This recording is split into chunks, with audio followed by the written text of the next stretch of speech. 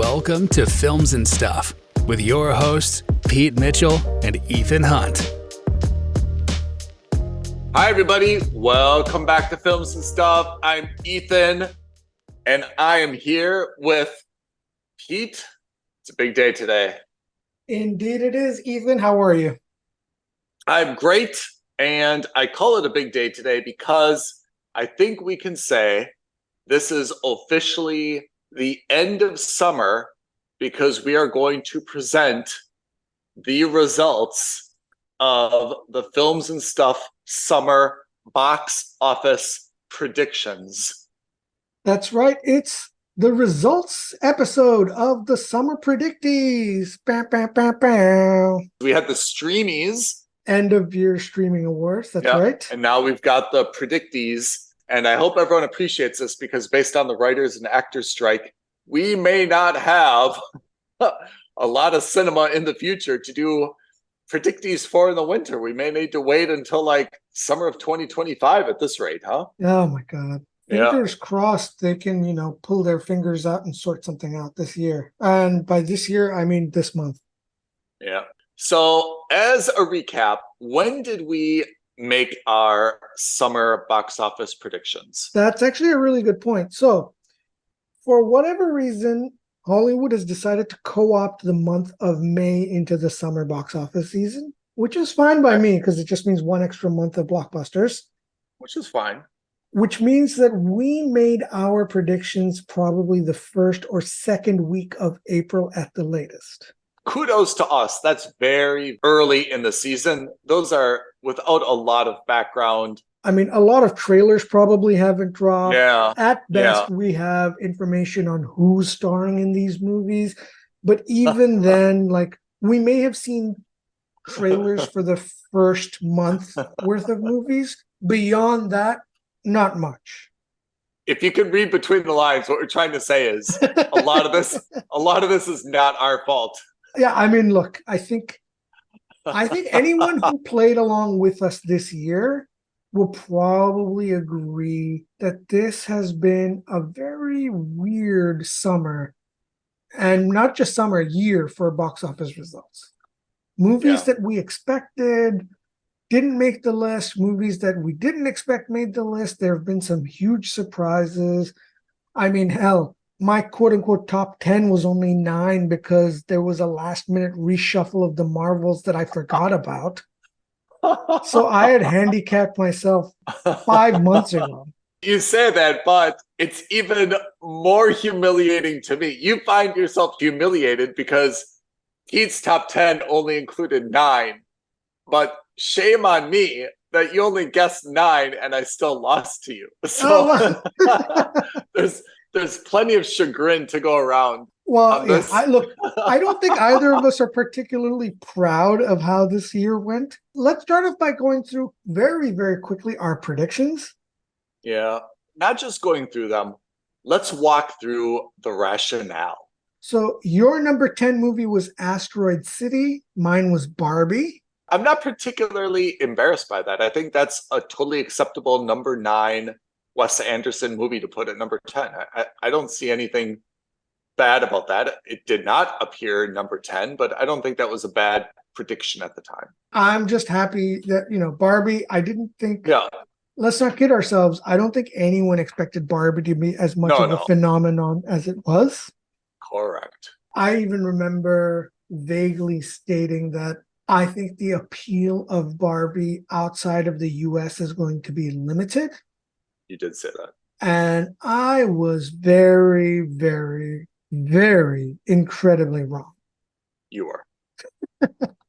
So number 9 was The Little Mermaid for you and Elemental for me, both Disney properties. Did Little Mermaid make the top 10? It did, as did Elemental. But my feeling was that I think both of us had the same rationale, which is when Disney movies hit, they hit hard. Right. We hedged our bets to say that we don't know how well they'll do. Let's put it on the top 10, maybe on the lower side of the top 10. Yeah. If it's a hit, it'll be a massive hit. But at the worst case scenario, it'll still be on the list. So that's right. Here's the first shocker. My number 8. Yours was Barbie, which is fine. Mine was Indiana Jones 5, The Dial of Destiny. Yeah. It didn't even make the top 10 this year. Both of us had Blue Beetle is 7. also a surprise, although after having seen the movie, not a surprise. I don't feel bad about that prediction. No, not at all. Had I seen the movie, definitely it does not belong in the top 10. Everything leading up to that, a very good trailer, the Latin American Mexican angle, the idea that Warner was supposedly back, right? Like all of that probably indicated that Blue Beetle at number 7, superhero movie in summer, all of that I think were good data points, and we put it where it should have been. It just underperformed because it's a sucky movie. Yeah. And then another shared movie, both of us had Transformers Rise of the Beasts at number 6. I'm quite pleased with where we placed it. Miserable movie, but it's valuable IP. But it's a valuable IP, and it always overperforms overseas. Yeah. I had Indiana Jones number 5. Obviously, it did not perform well. Your 5 is The Marvels, which not a bad guess, just the wrong season. Not a bad guess otherwise. Oh, well. I mean, now that we both guessed Indiana Jones, I had it at 5, you had it at 8. Based on the intellectual property, based on kind of the summer, based on the star power of Harrison Ford, it's not really a bad prediction of where it would be. Again, it's just a case of that's a crappy movie. The filmmaker also has to hold up their end of the bargain. It was not a good movie, and that's why it wasn't in the top 10, right? Yeah, and I'm going to make this point again, but this was the first one of these movies that I fell for the hype. If you remember, Indiana Jones did this thing where they previewed the movie a month and a half earlier at Cannes, and Harrison Ford got this like 10-minute standing ovation. Everyone at the cinema was like, this is the best movie we've ever seen. And I fell for it. Who's going to not do that? I mean, Cannes is essentially, and all film festivals are essentially these glorious moments where you can kind of pat yourselves on the back and kind of kiss up to each other, right? No one's going to come into Cannes and be like, Harrison, you did a really terrible movie. I'll tell you a little bit about my experience, and we'll get to this when we talk about Barbie. But I think I said, when I went to the cinema, I was shocked in Dubai how much marketing Barbie got. All the people standing behind in the popcorn counters, all the females had pink Barbie shirts on. Yeah. All the men had like that Miami blue colored Barbie shirt on. When you walk into the entrance of the cinema, they had like this big pink box, like with cellophane. A Barbie doll would come in, and they had hired 2 actresses or girls to dress up like Barbie and stand in that box, and everyone was kind of like taking selfies. Of course. I was shocked at how much marketing was behind Barbie. Indiana Jones, they didn't have anything like that. And if you think about Raiders of the Lost Ark, where they've got like the original, like that big boulder scene, right? That boulder is like so iconic. If they would have had like a big boulder in the cinema, just kind of like moving around or swirling around or going like up and down a track, that's the type of thing that would have taken Indiana Jones from a hype perspective to outside the top 10 to in the top 10. Yeah. None of that. So that's where we are for the beginning of our top 5. Hold on, listeners. It's going to get a little bit ugly. Number 4. Number 4, I predicted Mission Impossible 7, Dead Reckoning, and you predicted The Flash. Remind me of where Mission Impossible ended up. In 7th place. The Flash didn't make the top 10. Yikes. Number 3, we both had Fast X, which is not bad. Fast X was actually number 4 with 715 million. We're not a million miles off with Fast X, and the same for Guardians of the Galaxy. We both had it at 2nd place. We were quite close there as well. I think these were the only 2 movies that performed as well as we expected them to. Even though the placing is off, that's okay. Yeah, I have no problem with the placement being off. I'm just, in terms of, managing our expectations, these are the only 2 movies this summer that were just like, I am quite confident that Guardians is going to be one of the top performers this summer. I'm quite confident Fast X is going to be as well. We're spot on about those. Okay, let's talk about our number 1s why we predicted them there, and then let's go through the real top 10, okay? Yeah. Pete, I'm sorry, you put The Flash number 1. Yeah. Obviously did not perform, but having seen The Flash, I still maintain that is a great movie. I'm really shocked and confused and disappointed. Maybe it didn't end up being number 1, but I thought it was absolutely one of the top 5 movies I've seen this summer, for sure. I don't agree with that sentiment. I don't think it was one of the best movies we saw this summer. I do. You know, as I was saying, I fell for the hype. You fell for the hype. James Gunn telling the world that this is the best superhero movie he's ever seen. I thought it was very good. James Gunn telling the world that this is so good that I am confident I would rather cancel Batgirl from coming out. I thought it was very good. Releasing this instead, even though the lead actor is one of the most problematic people in Hollywood at the moment. It happens. This is not a judgment on the Ezra Miller situation. Yeah. This is just me saying I fell for the fact that James Gunn said all of these things. Yeah. And James Gunn has produced 3 of the better performing movies in the MCU. Yeah. So if there was anyone who I would believe, it was James Gunn. That was me forgetting that James Gunn is now the president of the studio. His job is to sell a piece of crap, and it doesn't matter how fancy it is, it's still a piece of crap. Again, not a judgment call on the movie. That's just his job now. I put Mission Impossible number 1. Obviously, that's not the case. It ended up number 7, but I still stand by my logic behind that decision, which is summer season, summer blockbuster, Tom Cruise, the A-list of the A-list, Mission Impossible, absolutely a known intellectual property, loved by everybody, appeals to all audiences, right? Moms, dads, date night, everyone in their 20s, 30s, 40s, 50s. I absolutely thought that was going to be, especially the hot streak that he rode after Maverick. Yeah. I had every reason to believe that Mission Impossible was going to be the summer blockbuster. Why? Tell me, why wasn't it so great?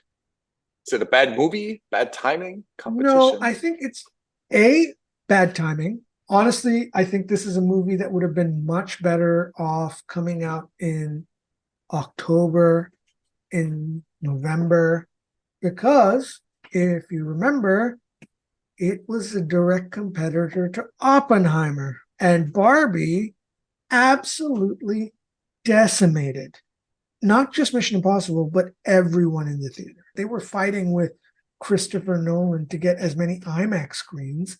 And IMAX is obviously going to go with Christopher Nolan because he is like their number 1 supporter in Hollywood. So it was just a case of, I think Tom Cruise should have just told Paramount, let's sit on this for a couple more months. Let's release it in November when there's a lull in movies. Let's release this in October. I mean, no one could have predicted the strikes, but my God, in the middle of a strike, when there's nobody else going out, no new movies coming out, this would have had a much, much, much bigger impact, I think. I also think the second factor affecting it is that this is a 2-part movie, and they were not shy about that. They were very clear, hey, this is a 2-parter. You're going to see the sequel to this next year, probably next summer, maybe later now. We don't know when it's going to come out. Keep that in mind. And I think that tempered a lot of expectations. Maybe. Should we talk about our wild cards? Of course. Let's talk about the wild card. That's a good call. I mean, you nailed it with your wild cards. Actually, I think we both did, in the sense that we both took slightly different strategies, but both of us had Oppenheimer as a wild card. Turned out to be a very good thing to do as a wild card because Oppenheimer was a very good performer. I think both of us were banking on the fact that it was a Christopher Nolan movie. Not so much that it was a biopic, not so much that it was a good movie, but that it was a Christopher Nolan movie. If it's going to be a top 10 movie, this is probably why. Obviously, it's also because it was a fantastic movie. Right. Your strategy for your second wild card was, let's look at another potentially huge video game movie. We've already had one this year in Super Mario Brothers. Yeah. Maybe Gran Turismo could be the second big hit, which is a very sound strategy. I went the other way and said, let's go with superheroes. I think it's going to be Spider-Man. Gran Turismo, I have to say, I think if they would have taken that exact same movie, recast it a little bit, brought in Michael Bay as the director, that would have been a billion-dollar movie. It's malpractice on the part of Sony that movie was not a billion-dollar movie. Absolutely, if they would have brought Michael Bay, changed out Orlando Bloom with someone who gave a crap, that would have been an incredible movie. It was just built for the big screen. The sounds, the cars, the action, the lighting, everything, the story. It was really built for the big screen. It's really disappointing why that movie didn't perform better. I also think that video game movies in general, I don't think need to be summer movies. I don't think they need to be summer blockbuster movies. I think you're aiming for the video game fans anyway. We'll go see movies any time of the year. Could this movie have come out in October and November and done just as well? Oh, man. I argue it would have done better. I'm sure they're kicking themselves now. Knowing what the lineup is now for the next couple months, a movie like Gran Turismo absolutely would have dominated the market. I think so. I don't know for sure. Of course, we can't predict. We do predict, but we don't always predict correctly. So without further ado, shall we break down the top 10? The actual top 10? Break it down. Number 10. The caveat, again, is that these are only movies that were really predominantly Western-based. We're not including foreign language movies like Chinese or Indian. If we did, I think the list would look dramatically different because I think there's a bunch of Chinese movies that did very well. And caveat number 2, this is as of 15th September. Yes. So possibly things could change, although maybe not dramatically so. Yeah, I think at most we're going to see a swing of 10, maybe $20 million upwards for any of these movies. But there are no two movies, with the exception of Mission Impossible and The Little Mermaid, that are so close. They're only $6 million apart at this point. With the exception of those two movies, I don't think there's going to be a change in order. In fact, Mission Impossible is already out of the cinema. Little Mermaid is still in the cinema. So if anything, Little Mermaid might extend that lead a little bit. All right, without further ado, number 10. What do we have? The Meg 2, The Trench, with $385 million. All numbers worldwide, by the way, which tells you how weak this summer has been. The 10th movie only made, and of course, I say only in air quotes, but $385 million doesn't seem like such a huge hit. Worldwide. No. Especially for a worldwide number, but them's the breaks for this summer. We'll definitely forget about that movie anytime soon. That being said, would you be surprised if there were a Meg 3 in 2 years? Absolutely not, because I think the majority of the money actually came from the Chinese market. Yeah. The way the Chinese market works is that if a movie happens to hit big there, oh boy, they will get a $500-600 million. So I think they'll take that punt and make a third. Meg 3, the bigger trench. Yeah. Okay. Number 9, Transformers Rise of the Beasts. $438 million. I think I've gone on the record of saying this is one of the lousiest movies and most colossal wastes of my time that I can recall. I cannot find anything even remotely redeeming about this movie. I would urge everybody to avoid it. Yet, it still made $438 million. Confounding. Number 8, Elemental, Disney's animated movie about elements. Yep. So Elemental made $484 million. The story of this is that it didn't look like it was going to be a top 10 movie. It had a very, very slow start. But through positive word of mouth, through high reviews, it's what they call legs in the industry. The fact that it was able to just stick it out week in, week out, every week, even though it wasn't making $100 million a week. It just was making enough that Disney kept it in cinemas, and it just legged it out. It ended up coming up in 8th place. It did very well. Did you see it? I did, yeah. I enjoyed it. I thought it was very good. I thought it was one of the better Pixar movies as of late. Certainly better than anything that came out last year. It makes sense to me that people are still ambivalent about Pixar movies. The last couple of Pixar movies have been mired in controversy, but I think this was a good return to form for Pixar. Number 7, Mission Impossible.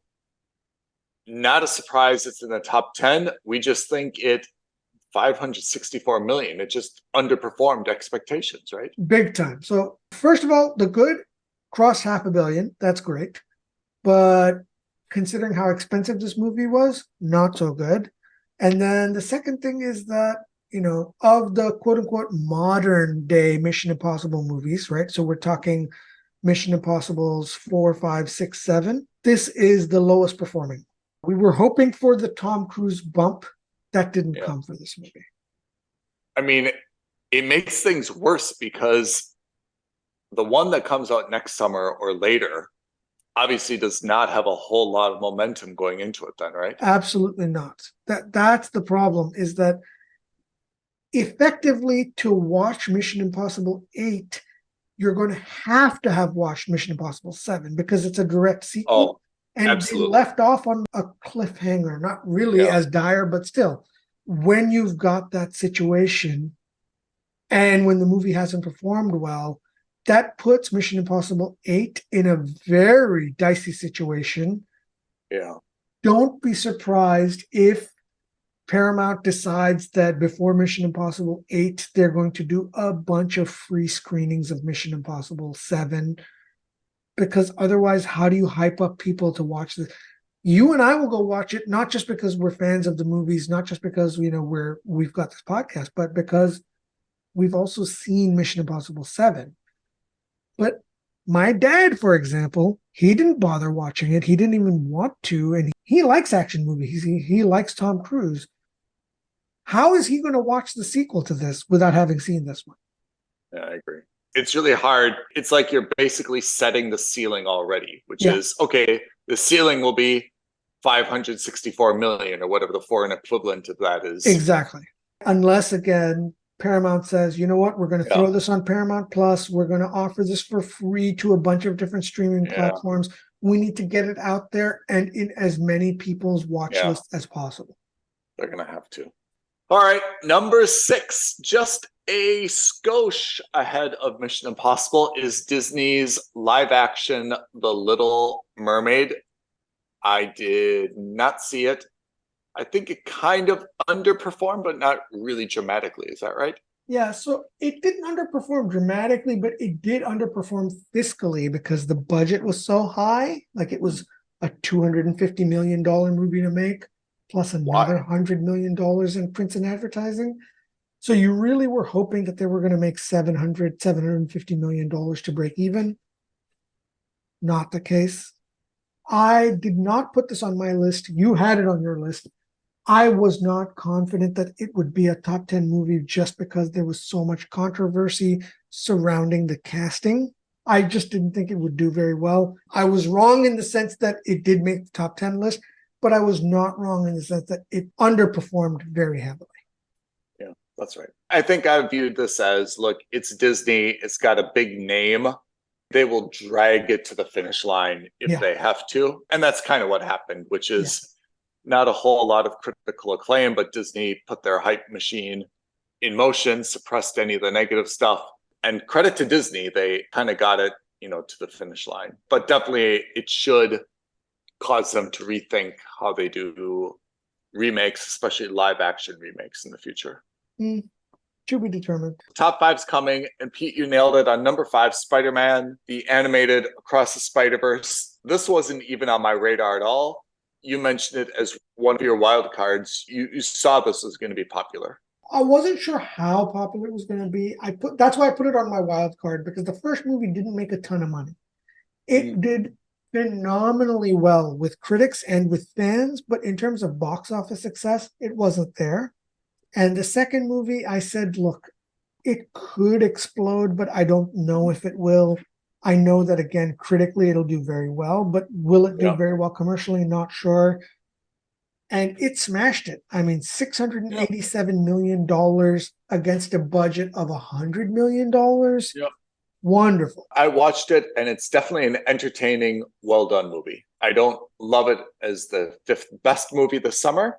It's a good stay-at-home streaming movie, to be honest. It really is. It really, really is. Again, one of the things that hurt it was that the way the naming of this movie was done.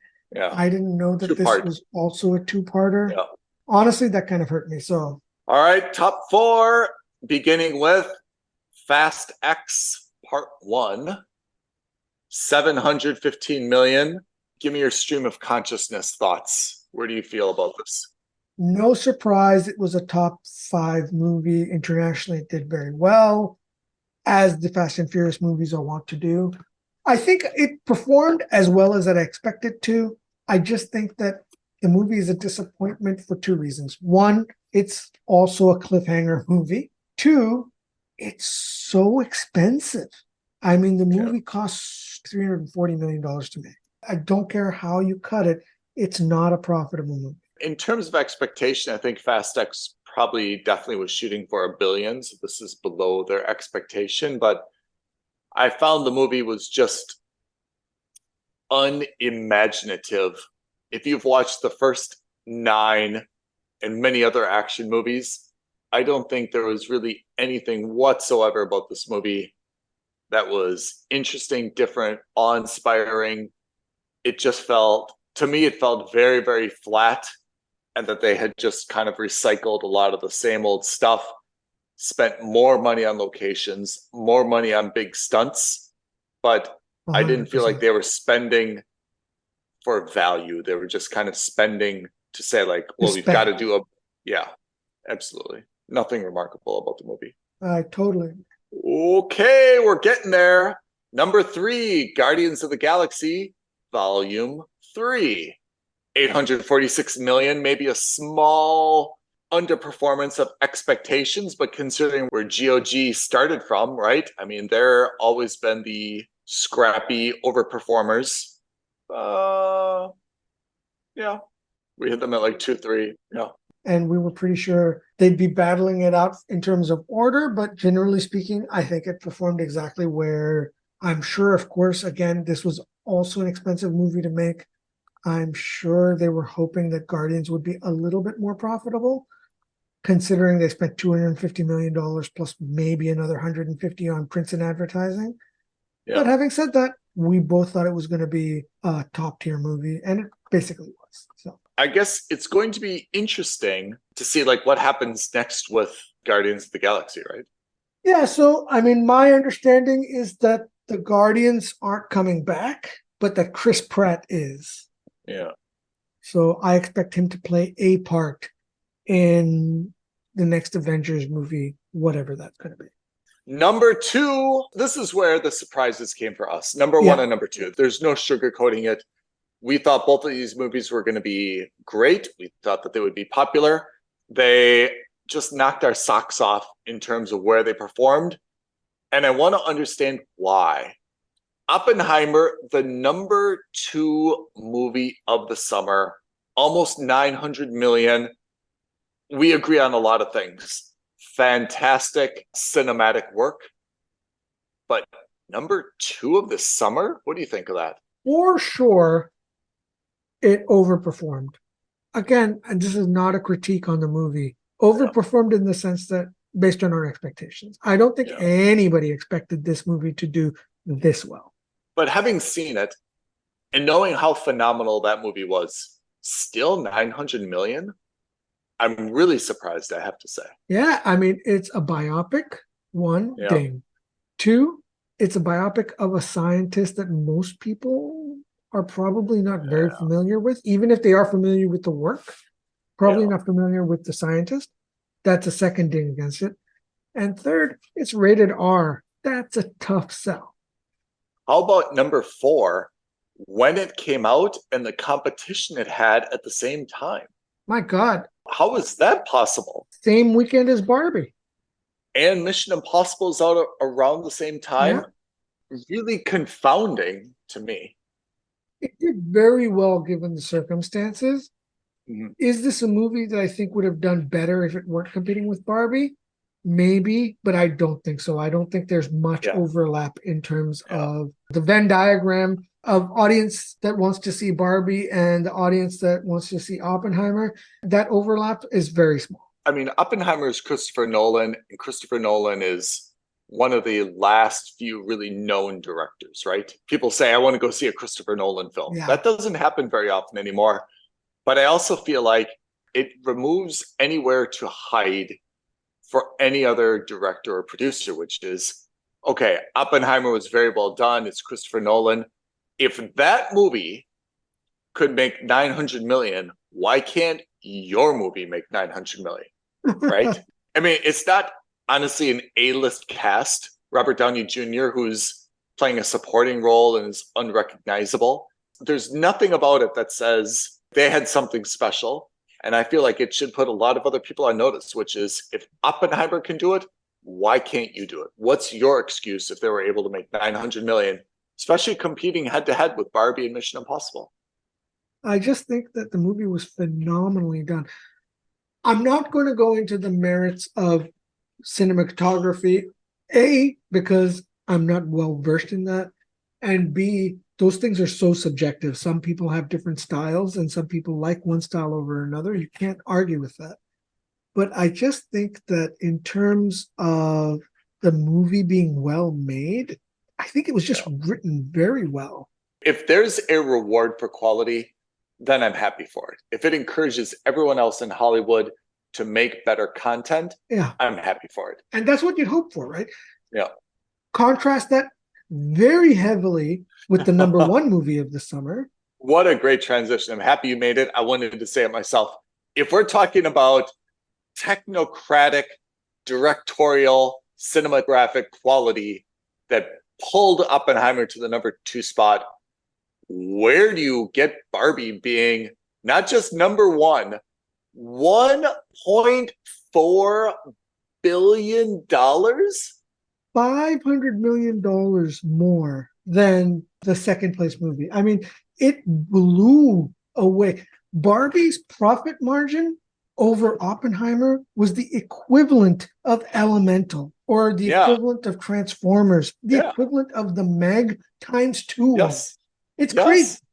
Yes. Give me your summary of how Barbie could be 1.4 billion. I think it was just a cultural phenomenon. It happens every couple of years. You see one movie that just defies expectations. I think it was just good timing in the sense that you've got a movie that's ostensibly about a children's toy, but is a very poorly disguised critique on what it means to be a woman, what it means to have rights, what it means to, smash the patriarchy, whatever you took away from, good or bad, that's not the point of this conversation. The point is that whether you like the movie or not, you can't deny that the timing was almost perfect. In any other, I don't want to say in any other year, but in any other timeline, would you expect a movie of this quality to be worth 1.4 billion? I don't think so. I really don't think so. The only other conclusion I can draw to this is that audiences were starved for something straightforward and simple. Guardians of the Galaxy, it's now volume 3. Fast and Furious, it's now on 10. Everything else we've seen here, right? Little Mermaid, it's been done before. God, Mission Impossible, it's 7. Fantastic point you're making. Barbie, it's just like, we don't need to know the backstory. In fact, hey, I want to see Barbie and see what this is all about. We really didn't know what the Barbie storyline was going to be.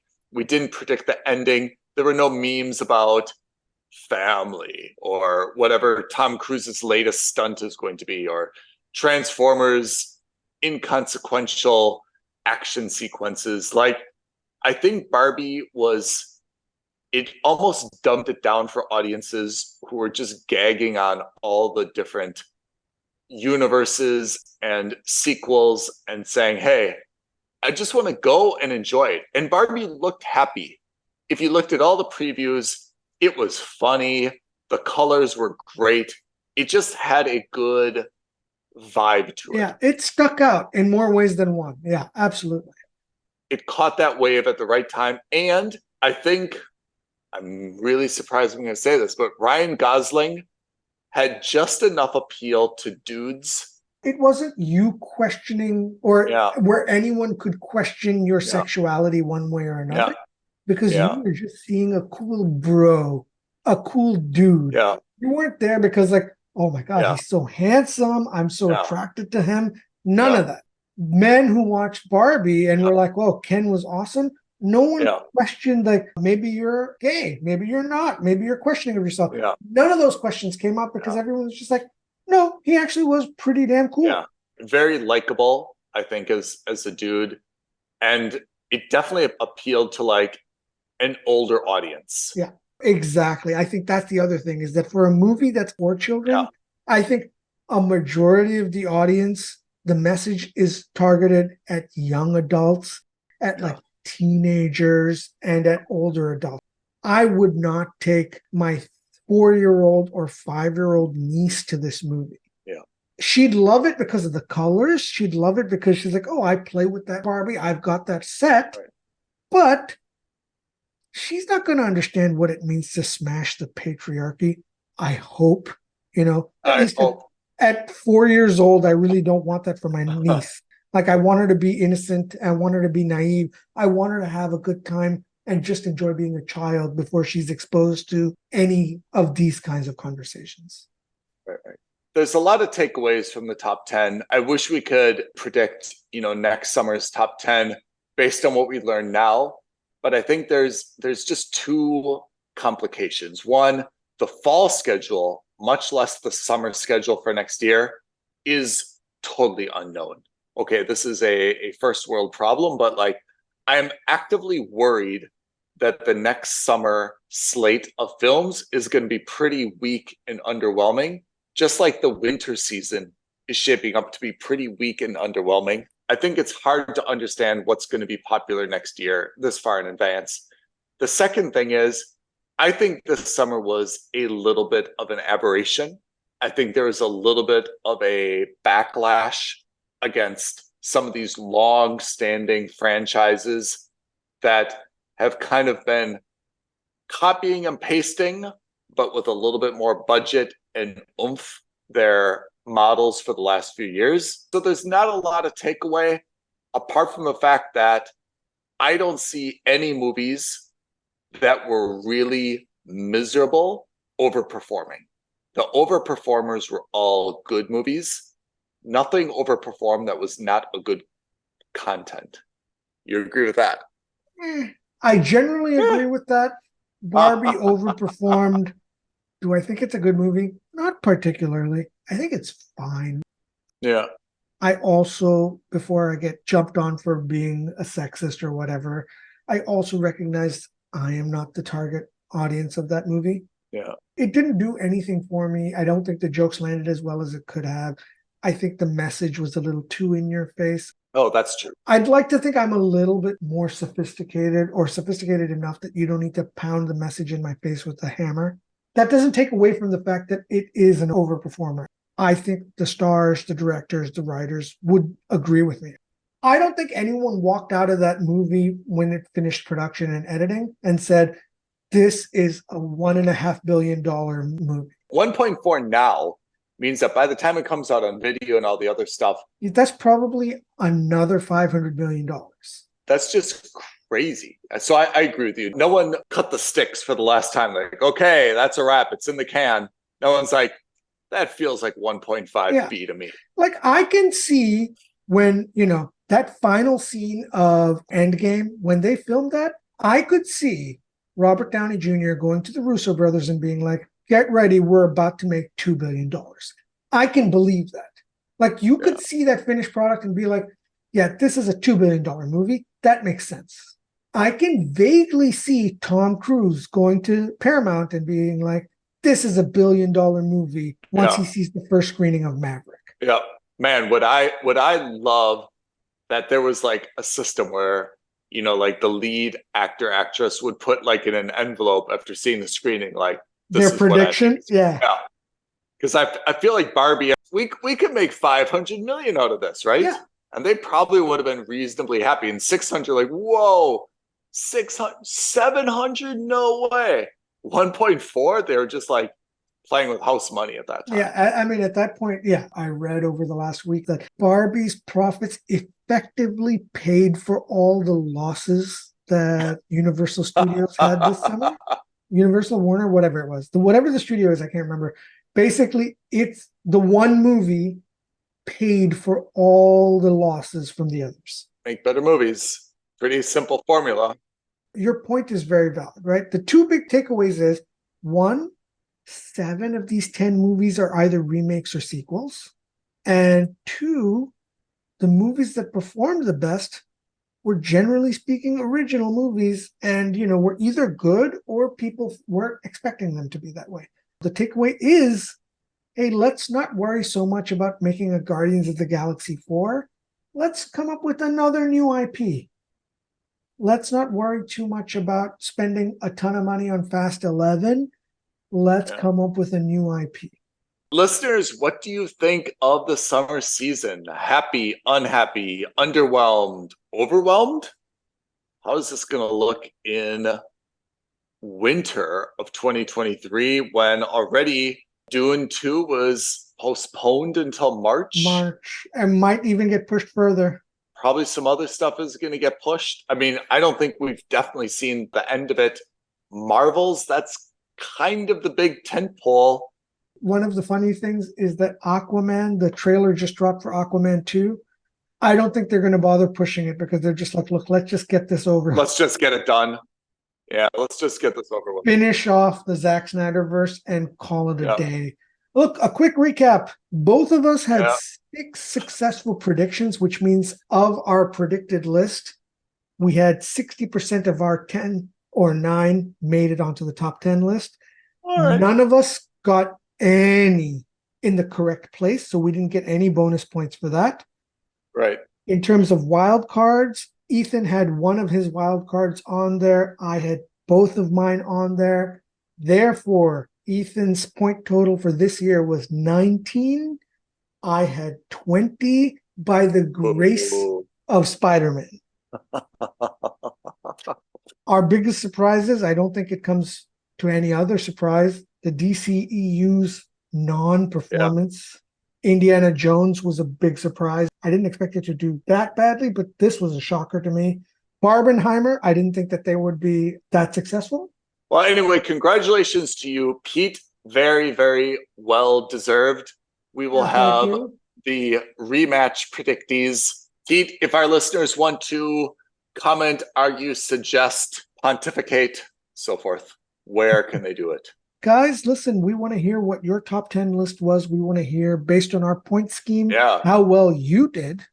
Who got more points than us? I'm the unofficial Films and Stuff champion for 2023, but maybe our listeners did better than us, and hopefully you guys did. I mean, I don't think anyone could have seen these coming. Reach out to us. You can tweet at us at FNS Podcast. You can DM us on Instagram at Films and Stuff Podcast.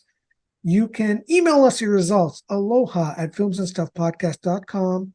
Or the best thing to do is leave a comment below this video, give us your lists there, subscribe to our channel, hit that notification bell, and we will definitely reply back and let you know how you fared against others. So true. Listeners, I want to thank you for your attention and your support. Pete, congratulations on winning the 2023 Summer Predicties. Crowd goes wild, thunder sticks, and so forth. And we will see everyone next week on the next episode of Films and Stuff. Thanks, Ethan. Thanks, everyone. Thanks, everyone. Have a great day ahead. Thank you for listening to another episode of Films and Stuff. If you haven't already, please subscribe and review on Apple Podcasts, Spotify, or wherever podcasts are downloaded. Films and Stuff. There is no substitute.